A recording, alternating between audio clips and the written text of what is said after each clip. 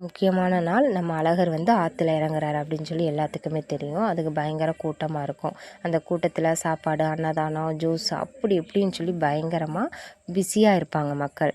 பெண்களுக்கு ஒரு முக்கியமான ஒரு தகவல்னு தான் சொல்லுவேன். என்ன அப்படின்னா, இந்த கூட்டத்தில் சில பல எருமைகள் இதுக்காகவே வருவாங்க.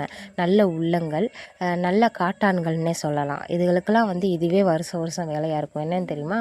அந்த வரிசையில் நிற்கும்போது ஒரு 4 எருமை வரும் ஊட வந்து நின்றுட்டு, அந்த பசங்க பொண்ணுங்கள்லாம் நிற்பாங்கள்ல, அதுக்கு பின்னாடி வந்து நின்றுட்டு இடிச்சிட்டு உரசிட்டே இருப்பான். கண்ட இடத்துல கை வைப்பான். என்னென்னமோ பண்ணுவாங்க. நான் அனுபவிச்சிருக்கேங்கிறத விட பார்த்துருக்கேன், நிறையா பார்த்துருக்கேன். எனக்கு ஒரு வாட்டி 12th படிக்கும்போது இந்த அனுபவம் இருக்குது. அதுலேருந்து நான் அந்த வரிசையில் நின்று வாங்குறதே மறந்துட்டேன். அந்த கூட்டத்துக்குள்ளேயே நான் போகவே மாட்டேன். எனக்கு அந்த ஒரு பயம் வந்தது. அதுக்கப்புறம் இப்போ தான் நான் கொஞ்சம் கொஞ்சம் அந்த பயத்தை போக்கி அந்த தட்டி கேட்குறதுக்கு ஒரு மன வலிமை வந்திருக்குன்னு கூட சொல்லலாம்.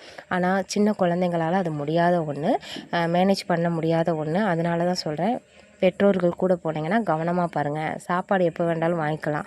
ஆனால் பெண் பிள்ளைங்கள் வந்து இதிலெல்லாம் ஒரு மாதிரி சையாக ஃபீல் பண்ணால் அதுலேருந்து வெளியே வர்றதுக்கே ரொம்ப நாள் ஆகும். தயவுசெய்து கவனமாக பாருங்கள். இந்த மாதிரி எருமைகள்லாம் இருந்தால் நல்லா அடிங்க, உதைங்க, ஒன்றும் பிரச்சனை இல்லை. யாரும் தட்டிலாம் கேட்க மாட்டாங்க. அவங்கள அடித்தா போலீஸில் கூட ஹேண்ட்ரு கொடுங்க, தப்பே கிடையாது.